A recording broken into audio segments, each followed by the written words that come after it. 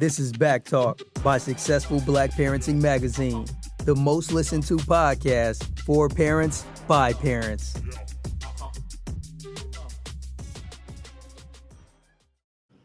Okay, let's just do this here. I just want to make sure. How you doing? I hope everybody there can hear me. I am going to just test something really quick before we get started and make sure I know we can see each other. And there we go. So we do have audio, so that's a good thing. All right, Abigail, how are you doing? I'm good. Good. Now, we're having some audio issues with this platform today. So you guys are going to hear her through my cell phone, so there may be some delay. So just please forgive us as we work through, some bugs with our platform that hosts us, and we will go from there. But you guys know my motto is the show must go on. So I want to thank everyone for joining us on Back Talk, the talk show for Black parents. And for a back to school special, we have Abigail the Storyteller, and she is going to tell us all about her and then read us a back to school story. So if you don't have your kids around right now, you might want to pull them around for that part so they can get story time via Back Talk. All right. Now, are you ready? Yes, I am. So Abigail, first tell us all about how you got started with your love for books and reading stories. That's what we need to know. Well, how I got started, first, when I was very young, I started reading books on my mommy's page. And then I just kept on going forward and forward, and I just started loving reading. And so my Nana started making me a page, and I just got so excited, and I really want to keep it forward, and I think it'll be very good and come very handy one. Well, that's great. That's fantastic. I wanted to ask you too, how many books, because you talked about this with me a little bit earlier, how many books have you read so far? Well, I have read 415 books, but today you will be listening to 460. That's fantastic. I feel so honored to be part of the 416. That sounds like a lucky number to me. So, we got to keep that in mind. 416. We're number 416, you guys. You are privileged to be here to listen to Abigail read her 416th book. That's amazing. So who's your favorite author? Well, the author that I owe most credit to is Ms. Barbara Park. She is the author of Junie V. Jones. But it's hard to pick just one. So the ones I read the most of are Miss Rachel Renee Russell. She's the author of Dark Diary. And Mr. Lincoln Pierce. He's the author of Big Nate. And Miss Anna McQuinn, the author of Lola at the Library. And Miss Jacqueline Woodson, the author of Pecan Pie Baby. And Miss Betty Bynum, the author of I'm a Pretty Little Black Girl. All right. You're going to have to list these for us somewhere on Twitter and share them with our readers, because they all sound like they're very interesting books. And I'm sure some of our readers would like to share them with their own children and so they can get that experience and the love that you have for reading. Also, let me ask you some things about you. How old are you? I am 10 years old. You're 10 years old. And I imagine you're doing really well in school, because if you really love reading that much, you should be getting almost all A's. Yes, of course. Fantastic. I'm glad to hear that. And I know, because one of the things I always tell our parents is that one thing you can do to ensure your child's success in life is to give them the love of reading. Read to them and then let them read to you, which is what your parents are letting you do on a regular basis, because you are very consistent on, I see you on Twitter all the time, reading aloud to us all, which is very lovely. And I'm just so proud of you. You do so well and you're so animated with it. So congratulations on being such a great reader. Do you know that in Africa, where a lot of our ancestors came from, they have something called a griot. Do you know about griots?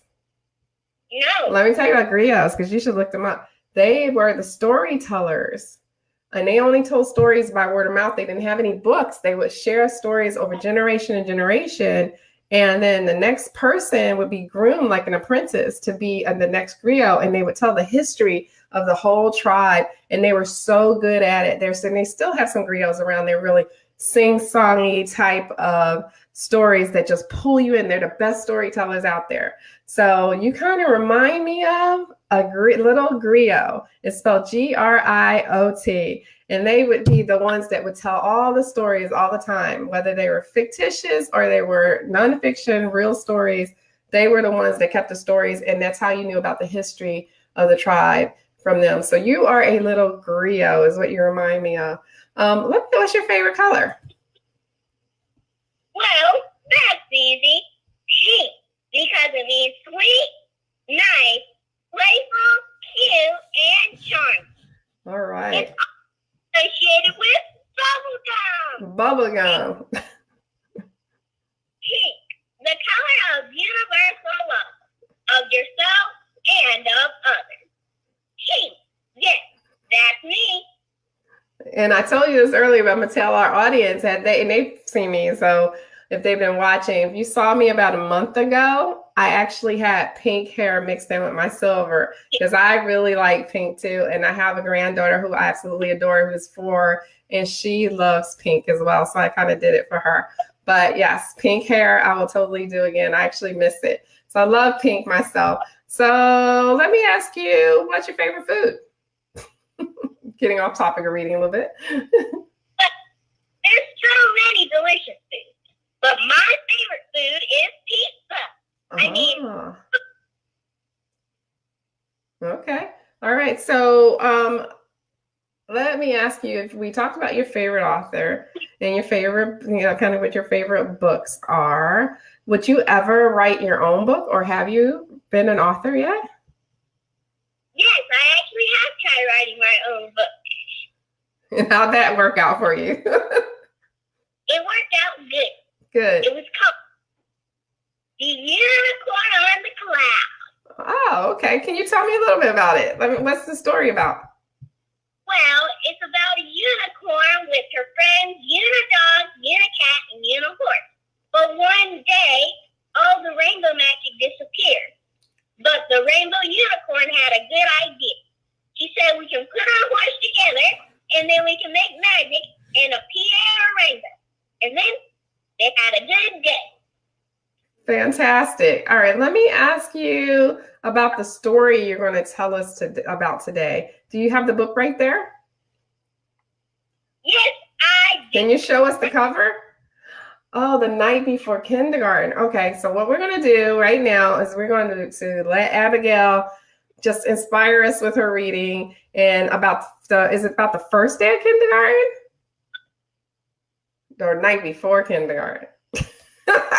Reading is fundamental. Okay, so, right, the night before kindergarten. So you tell us, go ahead, you start the story. Make sure you go slowly so they can hear you through the telephone. I'm going to be really quiet so everyone can hear. So go ahead. The Night Before Kindergarten by Miss Natasha Wing. 'Twas the night before kindergarten, and as they prepared, kids were excited and a little bit scared.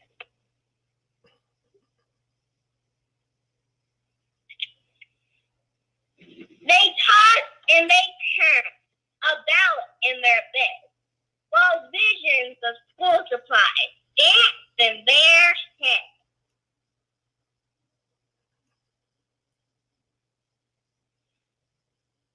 Erasers and crayons and pencils galore were stuck in their backpacks and sat by the door. Outfits were hung by the closets with care, in hopes that kindergarten soon be there.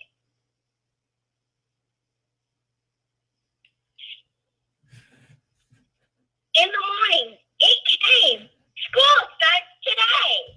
Would the teacher be nice? Would they still get to play? Faces were washed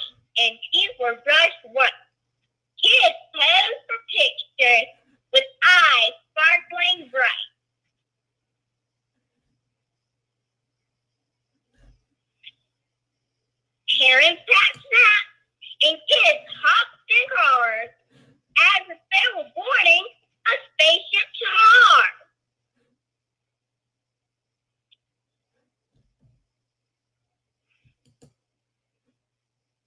Some kids brought blankets for their favorite stuffed bear and hoped that, like they did in daycare, their parents is like, "You're big kids.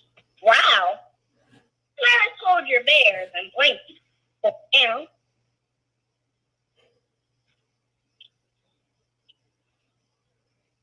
The parents were worried their children would cry if they let them just to goodbye. So they told their darlings, "If you want, you can stay. And make sure that everything will be A-OK."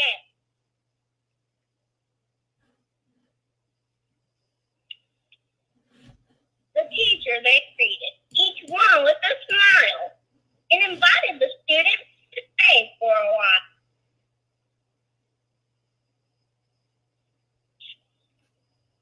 The room was all filled with toys, books, and naps. But where were the beds for mid-morning naps?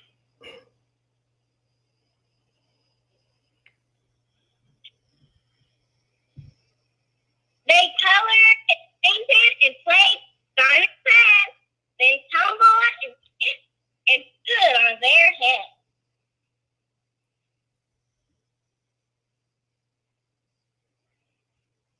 They sang silly songs from beginning to end. Within just a minute, each kid had a friend.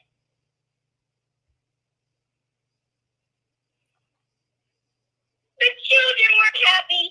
They loved Miss Sunrise. It was she who was in for a giant surprise.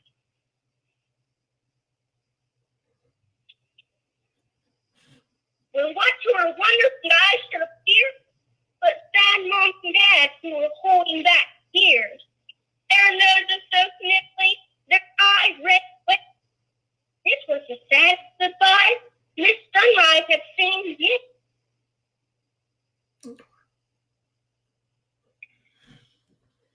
She gathered the grown-ups on the magical road, then sent them away after one final hug.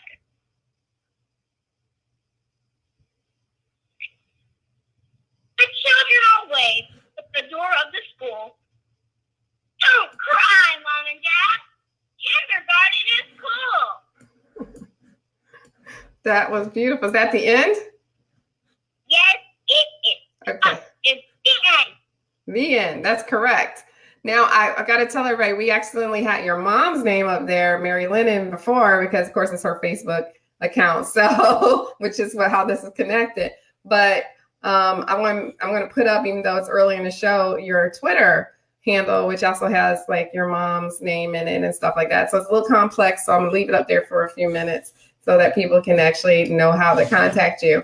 But speaking about back to school, Missy, there's a big problem that a lot of students and children are having in school right now. And I know you probably don't know anything about this because I'm sure no one's bullying you, but about bullying. So how do you feel about bullying in schools? So let me go back to so we can see both of us. But how do you feel about bullying in schools? And have you ever had an experience with that? Yes, I have. Okay, tell us about it. Well,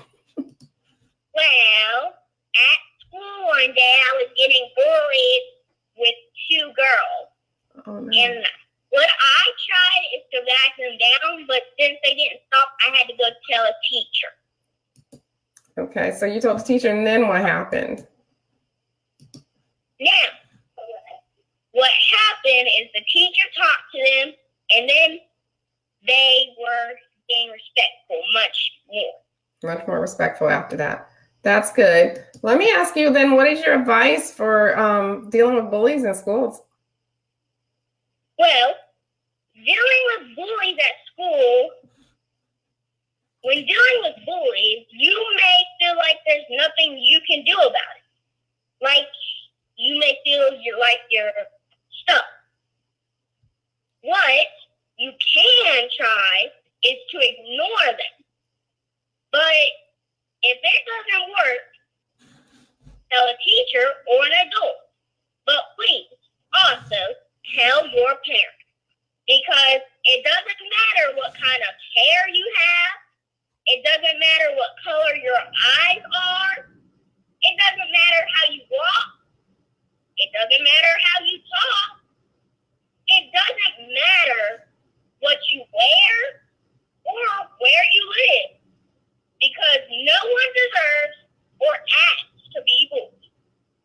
That's If correct. you, when that is being bullied, step up so others won't get stepped on.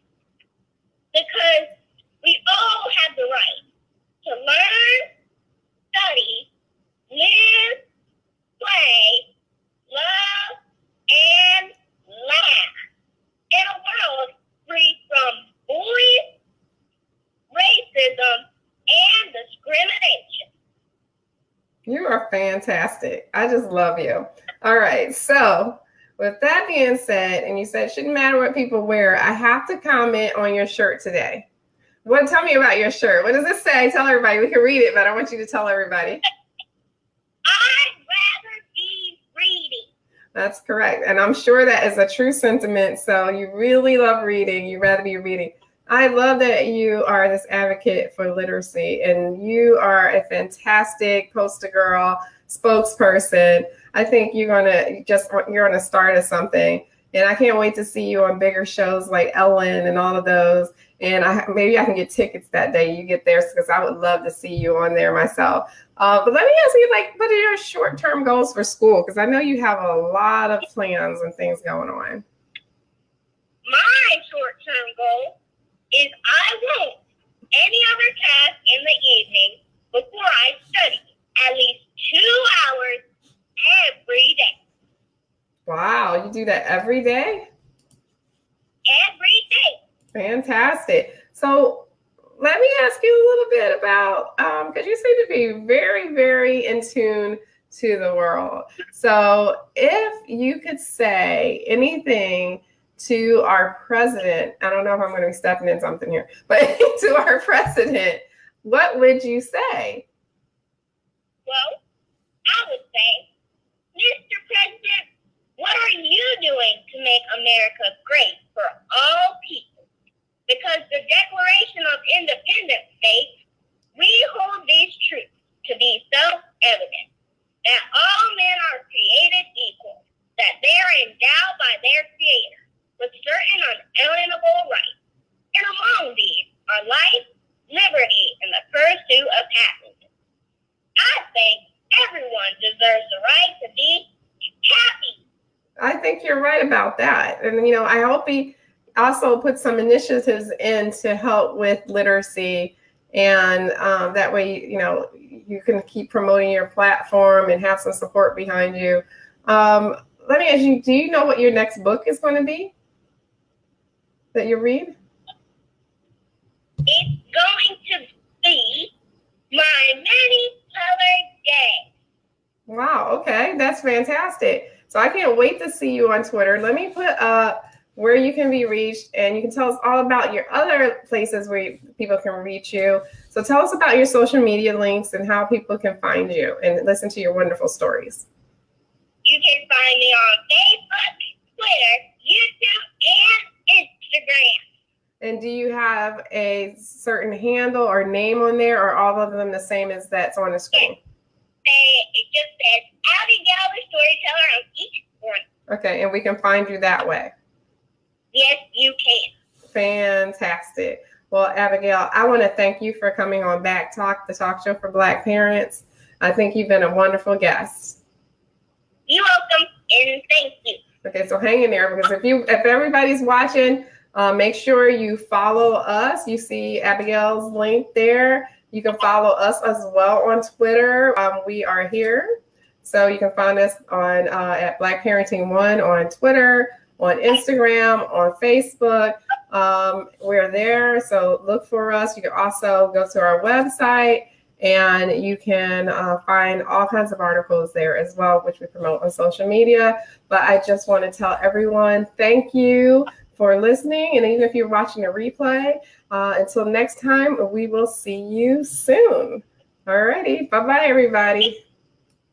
And before I end it,